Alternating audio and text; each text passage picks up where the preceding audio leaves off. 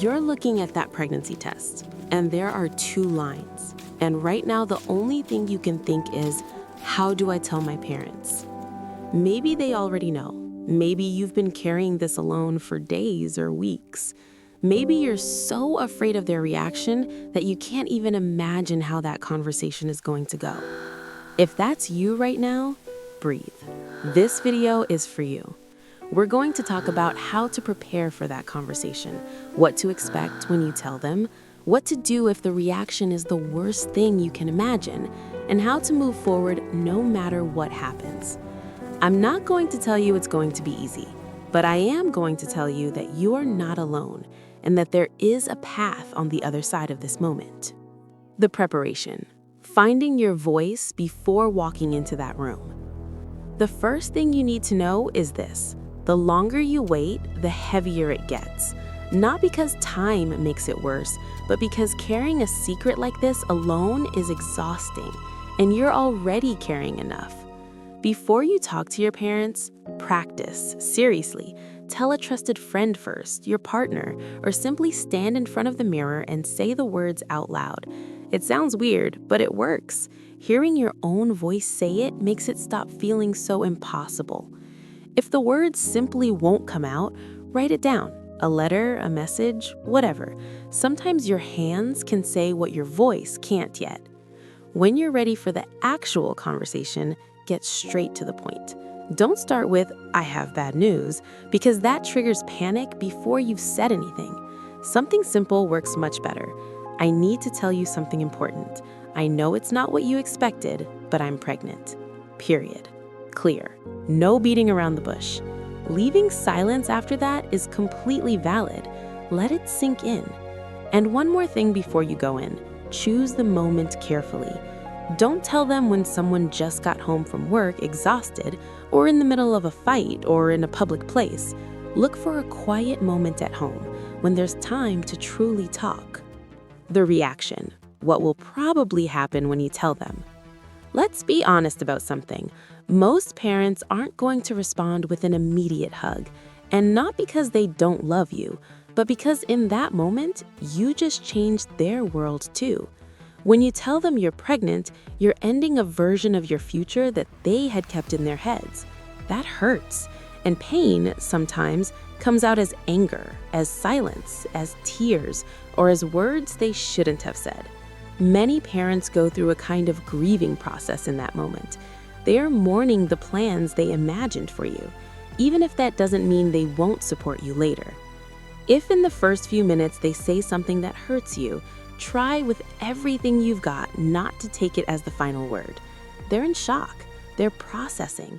That first reaction is almost never the definitive one. Give the silence space. Give their anger space. And above all, give yourself space. You don't have to resolve everything in a single conversation. I want to pause here for a moment because there's something I need to ask you directly. Is your fear of telling them more than just them being angry or disappointed? Is there a part of you that's afraid the reaction will be physical, that they'll hurt you or kick you out of the house? If so, what comes in the next section is especially for you. And I want you to know that your fear is valid, that you're not exaggerating, and that there are ways to protect yourself. But if your fear is mainly about disappointment, tears, or the "how could you," breathe. That also hurts deeply, and that also has a solution. Stay with us. Safety first. What to do if the worst-case scenario is real. Now, let's talk about the worst possible scenario, and we're going to do it with all the clarity it deserves. If your parents have a history of reacting with violence, don't tell them while you're alone with them. Make sure there's a trusted adult present, an aunt, a counselor, a doctor, someone. Not because you can't do it alone, but because you deserve a safety net. And if you feel your physical safety is at risk, you need a plan before having that conversation. First, identify a safe place. A friend, a relative, someone you can stay with if you need to leave the house quickly at any hour. Second, pack a small bag, clothes for a few days, cash if you can, and your important documents, ID, medical insurance card, anything you would need if you had to leave in a hurry. If your home is not a safe place, there are shelters and organizations that exist exactly for this. You are not trapped. The decisions. The question that comes next: what now? Once the news is on the table, the next wave arrives. What are you going to do? There are 3 main paths, and all 3 are valid. What is not valid is for someone else to make that decision for you. Parenthood is the path of keeping the baby and raising them. It's beautiful, it's huge, and it's going to change your life in ways you can't imagine today. You'll need support, networks, people to be with you. It's not a path you walk alone. Adoption is a decision many people make out of love, not abandonment. There are open adoptions where you can remain part of the child's life. It's a brave choice filled with love. Abortion, in places where it is legal and safe, is a medical option. It's a personal and profound decision that deserves medical guidance, not judgment. Whichever of these decisions you make has to be yours, not your parents', not your partner's. You're the one who's going to live with it. So take the time you need, look for real information, and make the decision from within, not from fear. What no one tells you about the months that follow. I'm going to be very honest with you about something almost no one mentions. The months after telling them can be the weirdest of your life.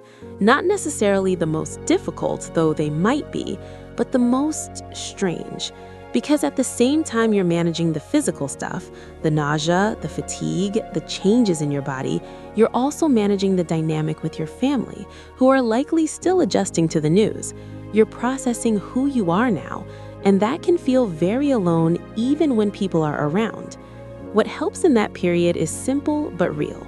Don't carry it alone. Find a counselor, a support group for young mothers, or simply someone who has already gone through something similar. Not so they can give you the answers, but so you don't have to invent the path from scratch. And you also need to know that losing friends during this process is normal. Not everyone will understand you. Not everyone will stay. And while it hurts, what's happening is that you're growing faster than some of them can keep up with. That isn't a loss that defines your worth. It's a rearranging of who is truly in your corner. The recovery. How to keep being you in the middle of all this. I don't want you to lose something in this whole process. Yourself. This is forcing you to mature in a way that very few people understand if they haven't lived it. And that carries a huge weight.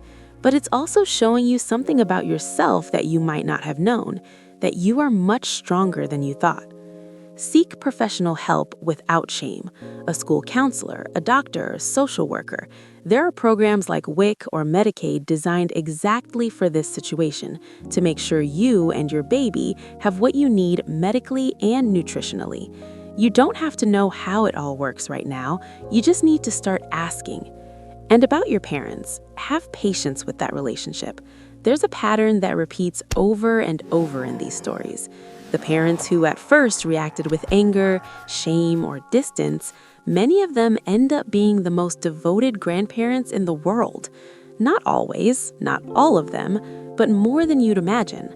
Sometimes love just needs a little more time to find its way through. What I want you to take away from this video. If you made it this far, I want you to know something very important. This moment, these 2 lines, this conversation, this fear, does not define the rest of your life. It's a chapter, a very intense one that will change you, but a chapter nonetheless. The whole book is still being written by you. If today you feel like you can't go on, that the weight is too much, that you don't know where to start by breathing. Just that, 1 breath at a time. The rest comes later. And if this video made you feel even a little bit less alone, share it with someone who needs to hear it today. I'll see you in the next video.